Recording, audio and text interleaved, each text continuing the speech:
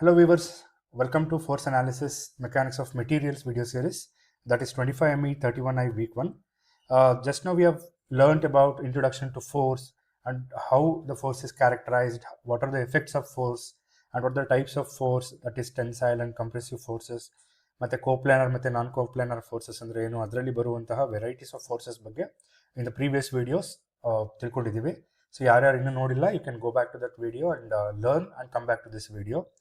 So in continuing the previous contents, so I'm going to explain today the meaning of resultant force, how to solve a problem by means of analytical as well as graphical method. So we will learn some theoretical concepts and some of the formula which are very much required for solving the problems related to resultant force, that is composition of force and resolution of forces, both by analytical as well as graphical method. Let me introduce about the meaning of resultant force. So till now you have learned about what do you mean by force and what are the types of force, and you know there are not only a single force can give in actual scenario. You cannot expect only one force to be act on any mechanical members. So instead there are simultaneously many forces which are acting on a body, so that we should know how to calculate the resultant force. The meaning of resultant force is very simple. when two or more forces act simultaneously on a body, so ಯಾವುದಾದ್ರೂ ಒಂದು body ಮೇಲೆ ಎರಡಕ್ಕಿಂತ ಹೆಚ್ಚಾಗಿ ಫೋರ್ಸಸ್ಗಳು act ಆದಾಗ this is very difficult to analyse. So ಅದಕ್ಕೆ ಏನು ಮಾಡ್ತೀವಿ, ಆ ಎಲ್ಲ ಫೋರ್ಸಸ್ದು ಕಂಬೈನ್ಡ್ ಎಫೆಕ್ಟ್ನ ಒಂದೇ ಒಂದು ಫೋರ್ಸು ರೀಪ್ಲೇಸ್ ಮಾಡಿದ್ರೆ we can analyse all the forces. ಅದನ್ನೆಲ್ಲ ತೆಗೆದು ಒಂದೇ ಒಂದು ಫೋರ್ಸನ್ನು ಅನಲೈಸ್ ಮಾಡಿದ್ರೆ ಅದಕ್ಕೆ ನಾವು ರಿಸಲ್ಟೆಂಟ್ ಫೋರ್ಸ್ ಅಂತ ಕರಿತೀವಿ. So we can call it as FRES, or we can simply write the magnitude as R. ಇದು ನೀವು ಜ್ಞಾಪಕ ಇಟ್ಕೋಬೇಕಾಗುತ್ತೆ, because in many problems we are using the notation R for magnitude and theta for the direction.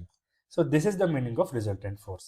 So let me give you some quick concepts of resultant force, how to find out resultant force.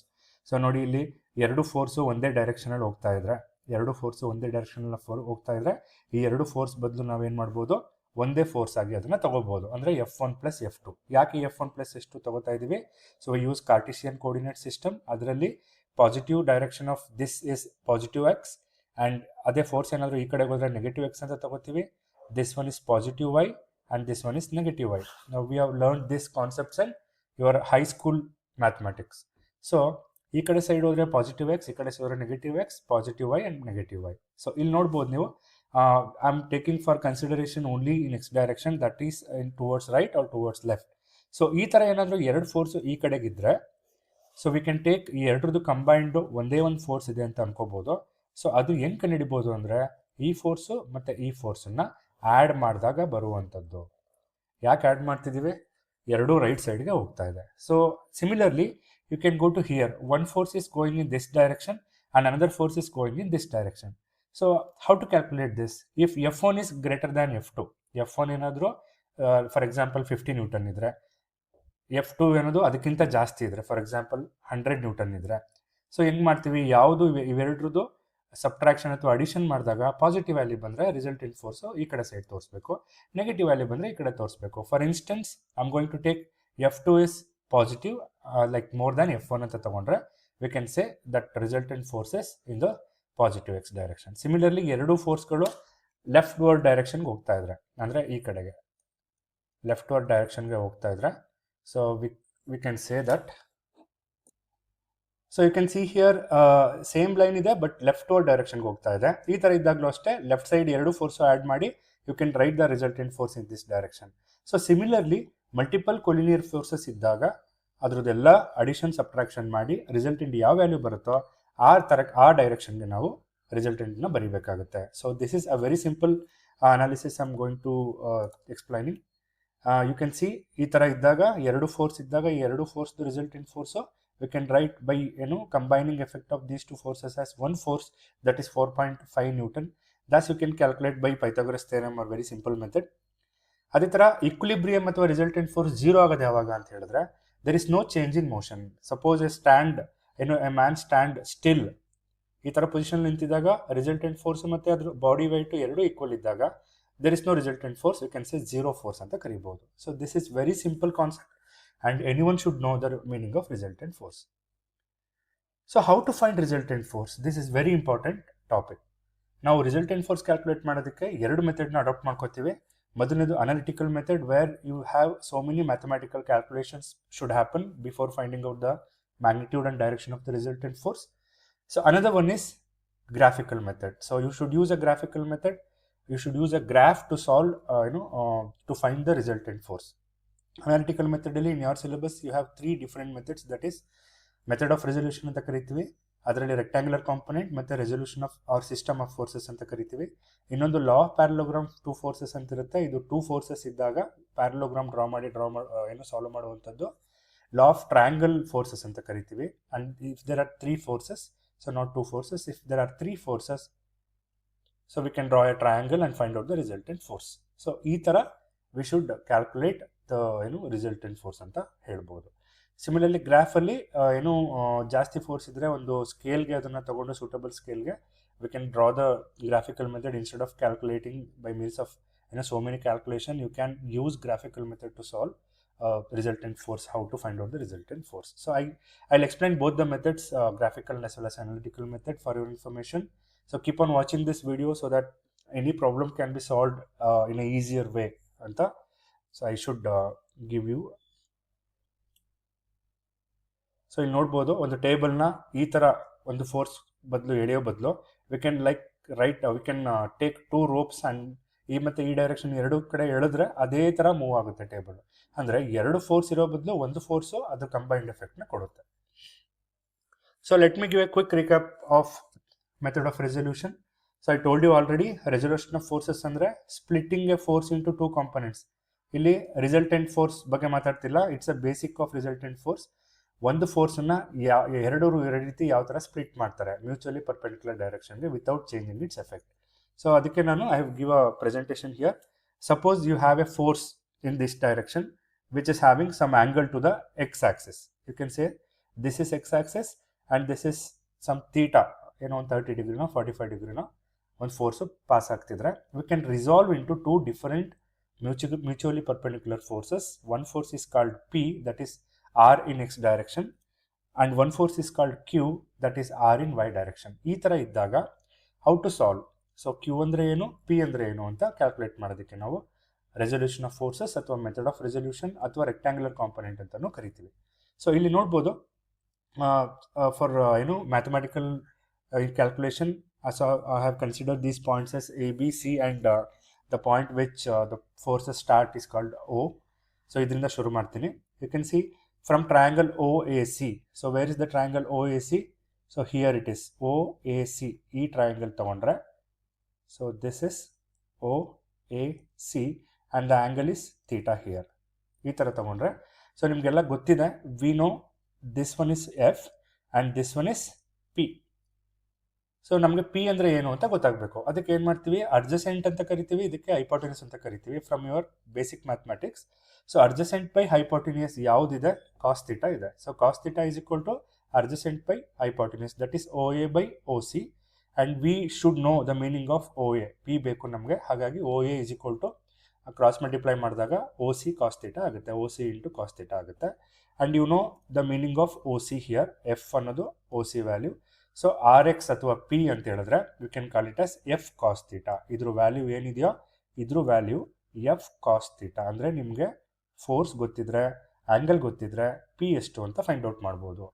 In a similar way, same for the different triangle, like in triangle this one, see again you know the meaning of AC, right? So this one is AC and that is the opposite side, and the hypotenuse side is OC. So you should know the distance of this. ಇದೇನು ಅಂತ ಗೊತ್ತಾಗಬೇಕು. ಇದು ಗೊತ್ತಾಗಬೇಕು ಅಂತ ಹೇಳಿದ್ರೆ this is which is very much equivalent to Q.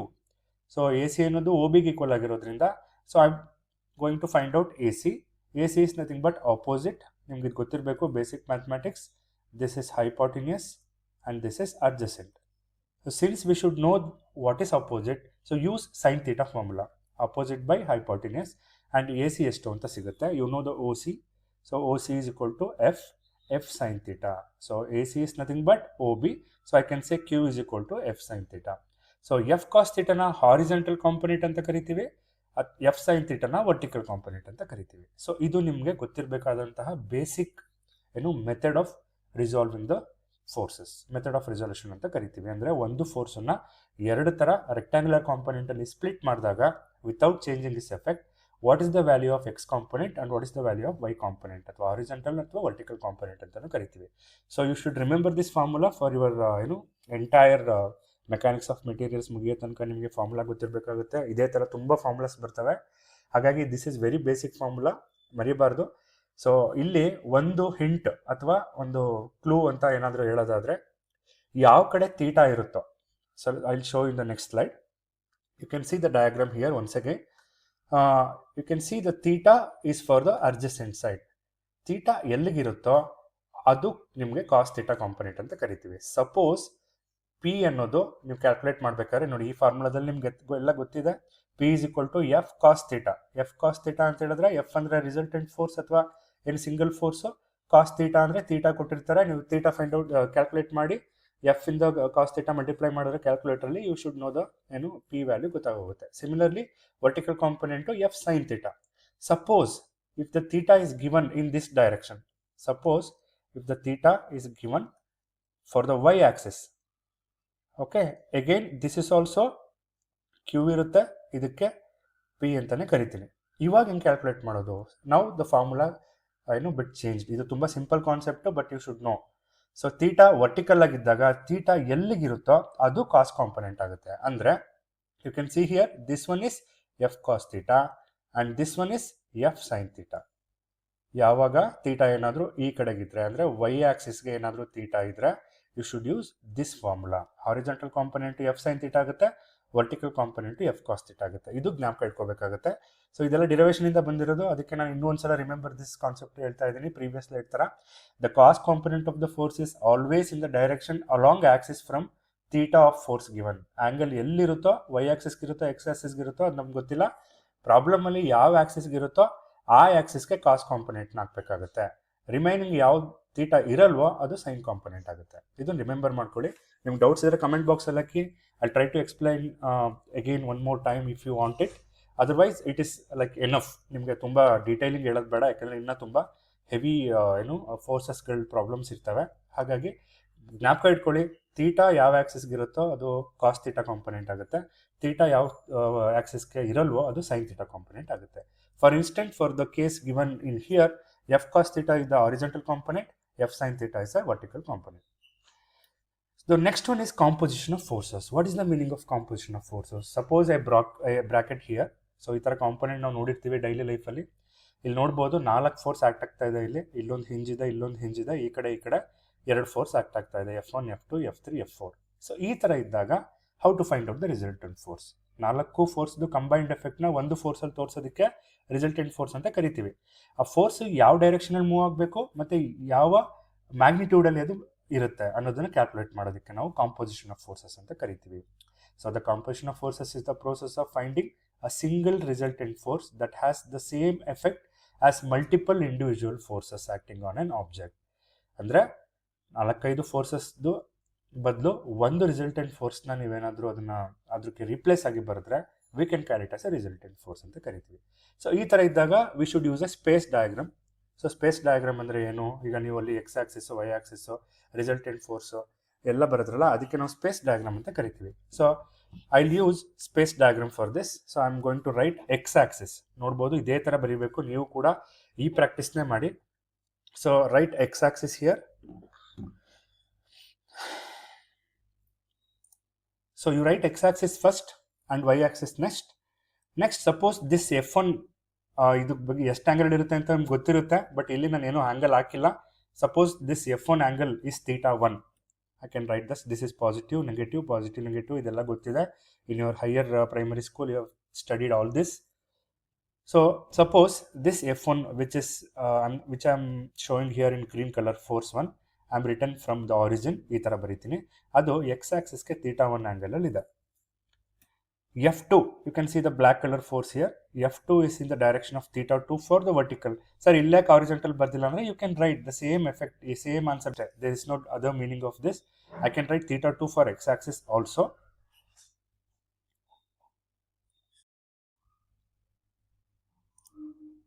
So similarly, F3 is acting towards this side. So I can make that F3 also, and I have written the theta for the y-axis again. Similarly F4 in this direction. So ಇಲ್ಲಿ ನೋಡ್ಬೋದು relevant colors ನ use ಮಾಡಿದ್ದೀನಿ so that you can able to sort out this. So this one is theta 4. So this is how the space diagram you should write whenever a system of forces like more than two forces are given. To find out the resultant force which is having the same effect of all the forces, you can write like this. Next is you should resolve each force into horizontal and vertical component. ನಾನು already ಹೇಳಿದ್ದೀನಿ previous rectangular component ಮಾಡಬೇಕಾದ್ರೆ ಒಂದು ಫೋರ್ಸನ್ನು X component ಮತ್ತು Y component ಆಗಿ divide ಮಾಡೋದಕ್ಕೆ method of resolution ಅಂತ ಕರಿತೀವಿ. ಇಲ್ಲಿ 4 ಫೋರ್ಸ್ ಇದೆ, 4 ಕೂಡ ನೀವು ಏನು you should use the method of resolution for each of the forces.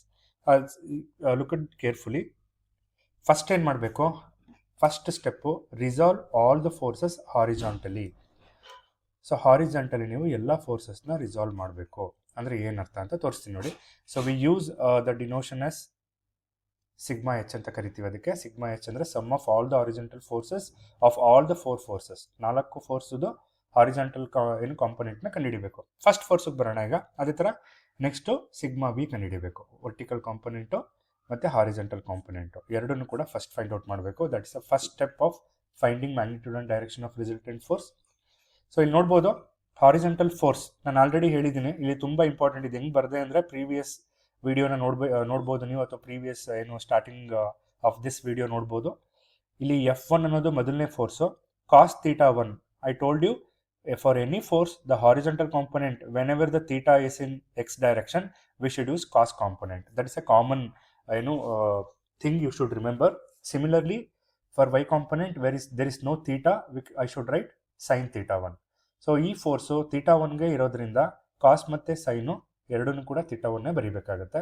And ಎರಡಕ್ಕೂ F1 ಅಂತ ಯಾಕೆ ಬರೆದಿದ್ದೀನಿ? So we are talking about force 1. So similarly for theta 2 you should see here theta 2 is for Y axes. Y axes ಇದ್ದಾಗ ಏನಾಗುತ್ತೆ ಇಲ್ಲಿ ನೋಡ್ಬೋದು ನೀವು, this one is towards north west, this one is towards north east. ಹಾಗಾಗಿ arrow marks ನೋಡ್ಬೋದು ನೀವು, ಈ ಕಡೆಗೆ ಎಳಿತಾ ಇದೆ ಒಂದು ಫೋರ್ಸು, ಈ ಕಡೆಗೆ ಎಳಿತಾ ಇದೆ.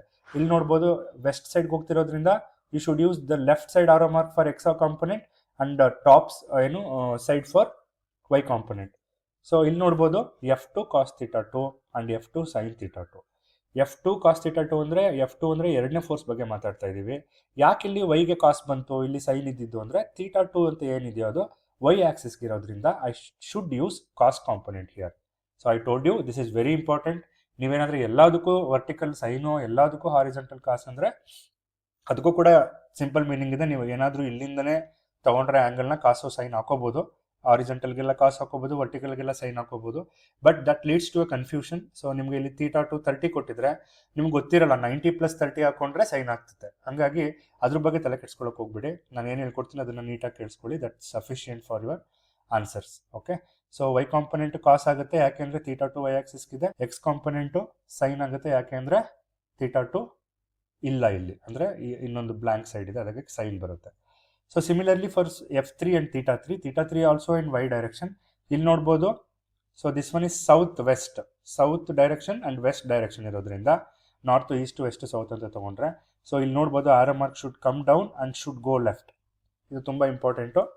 ಸೊ ಡೌನ್ ಬರೋದು ಕಾಸ್ ಕಾಂಪೊನೆಂಟ್ ಆಗುತ್ತೆ. Why because theta 3 for y direction. Horizontal component sine ಆಗುತ್ತೆ ಯಾಕೆಂದರೆ ಇಲ್ಲಿ ಥೀಟಾ ಇಲ್ಲ.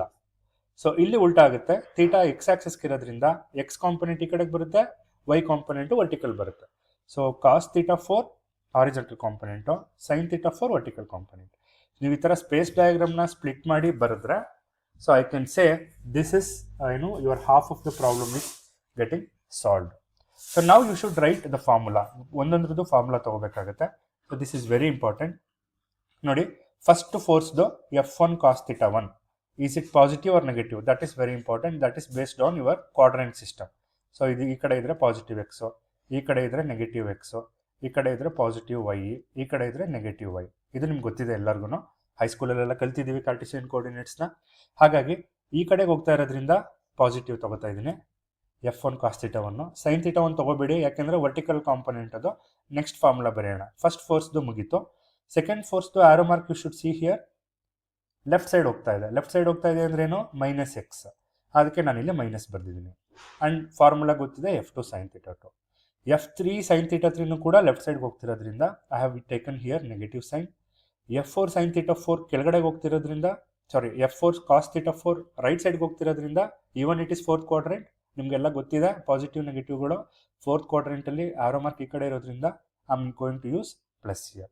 ಇದು ತುಂಬ ಇಂಪಾರ್ಟೆಂಟು, ಪ್ಲಸ್ಸು ಮೈನಸ್ನ ಹಾಕೋದು. ನೀವು ಕರೆಕ್ಟಾಗಿ ಇದನ್ನು ಅರ್ಥ ಮಾಡ್ಕೊಂಬಿಟ್ರೆ ಯಾವ ಪ್ರಾಬ್ಲಮ್ ಕೊಟ್ಟರು ಈಸಿಯಾಗಿ ಸಾಲ್ವ್ ಮಾಡ್ಬೋದು. 15ರಿಂದ 20 ಮಾರ್ಕ್ಸ್ ಬರುತ್ತೆ ಫಸ್ಟ್ ಚಾಪ್ಟ್ರಲ್ಲಿ. ಹಾಗೆ ಯಾವ ಒಂದು ಪ್ರಾಬ್ಲಮ್ನು ಮಿಸ್ ಮಾಡ್ಕೋಬೇಡಿ. ಈ ಬೇಸಿಕ್ಸ್ ಚೆನ್ನಾಗಿ ಅರ್ಥ ಮಾಡ್ಕೊಳ್ಳಿ. You can able to easily solve any problem, any complicated problem you can able to easily solve. Similarly vertical ಕಾಂಪೊನೆಂಟ್ಗೆ ಬಂದಾಗ ನೋಡಿ, ಫಸ್ಟ್ ಫೋರ್ಸು ಇಲ್ಲ, ನನ್ನ ಆನ್ಸರ್ ತೋರಿಸಲ್ಲ, you also remember or recall. F1 sin theta 1 ಮೇಲ್ಗಡೆ ಹೋಗ್ತಿರೋದ್ರಿಂದ ಪಾಸಿಟಿವ್ ಆಗುತ್ತೆ. F2 cos theta 2 ಮೇಲ್ಗಡೆ ಹೋಗ್ತಿರೋದ್ರಿಂದ positive ಆಗುತ್ತೆ. So plus and plus. F3 cos theta 3 ಕೆಳಗಡೆ ಬರ್ತಿರೋದ್ರಿಂದ ನೆಗೆಟಿವ್ ಆಗುತ್ತೆ.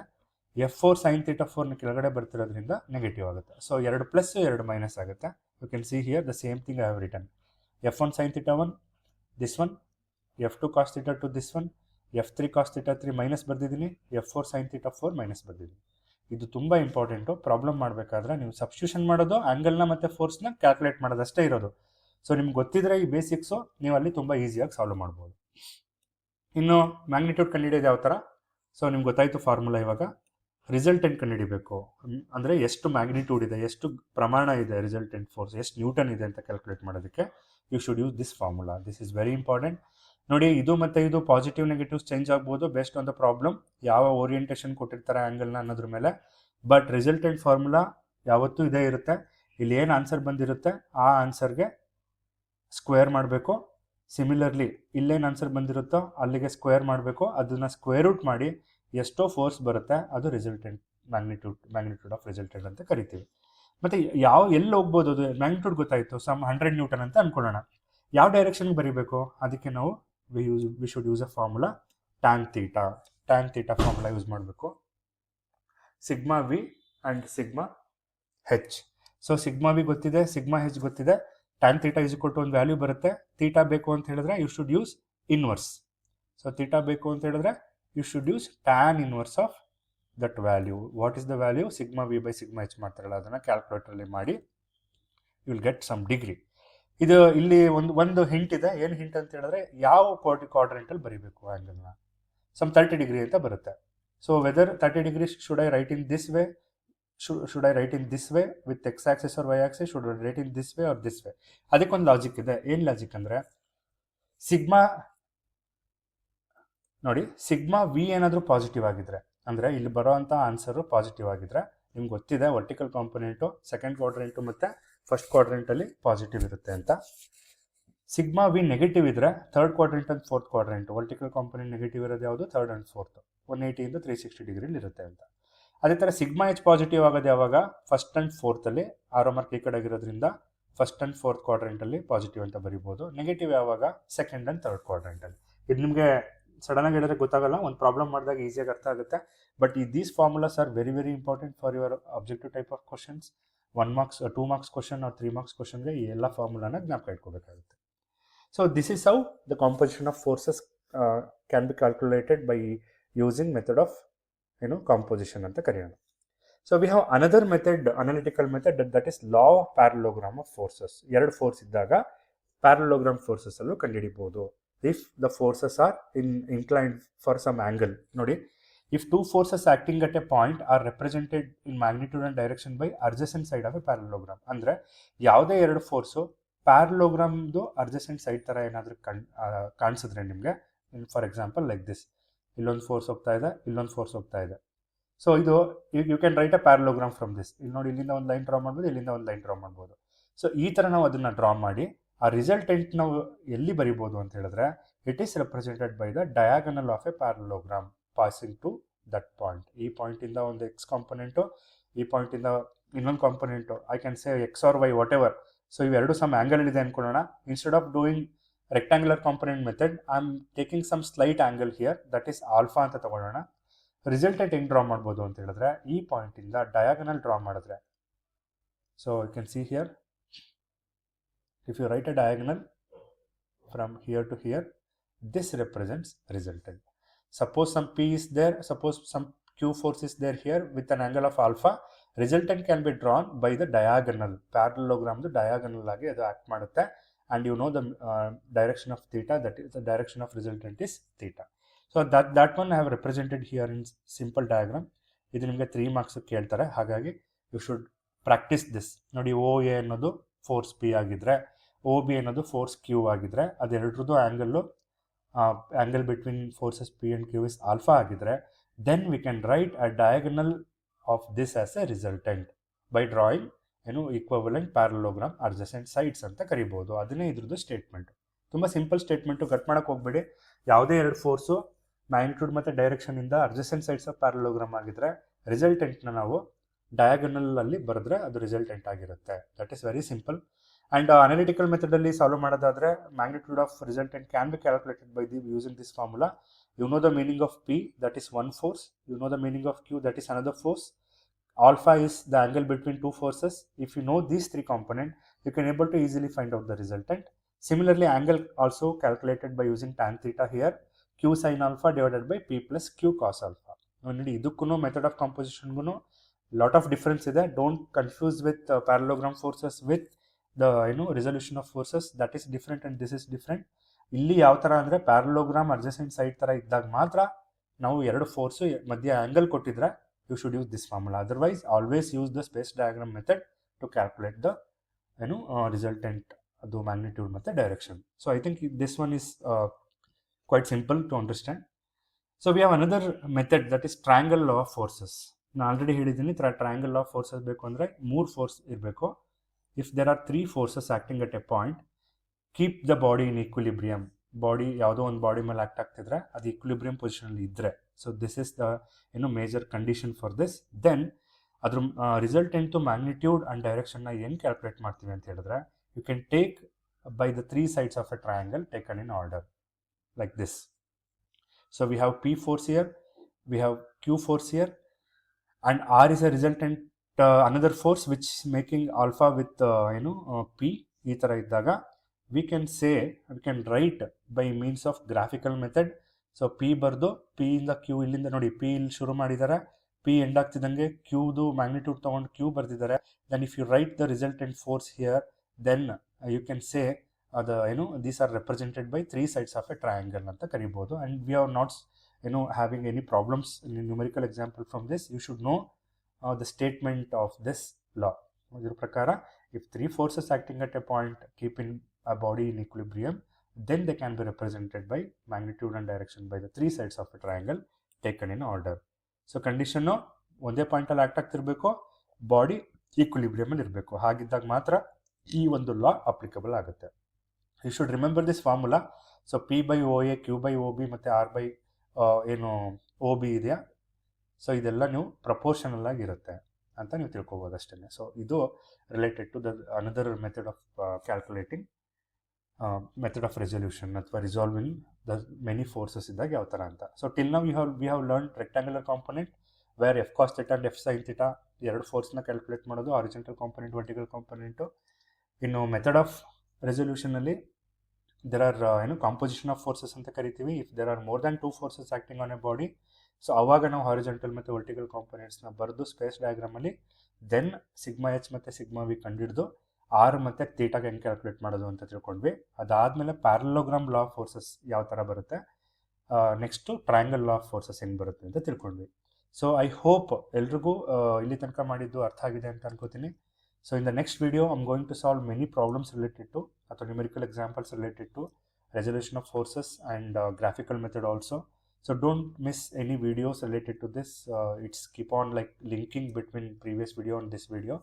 ಹಾಗಾಗಿ ಪ್ರೀವಿಯಸ್ ವಿಡಿಯೋ ನೋಡಿ ನೆಕ್ಸ್ಟ್ ವಿಡಿಯೋ ನೋಡಿದ್ರೆ ನಿಮ್ಗೆ ಈಸಿಯಾಗಿ ಅರ್ಥ ಆಗುತ್ತೆ ಅಂತ ನಾನು ಭಾವಿಸ್ತೀನಿ. So thank you for watching. If you have any comments, you can happy to share in a comment box. I am happy to answer for that. Thank you so much for watching.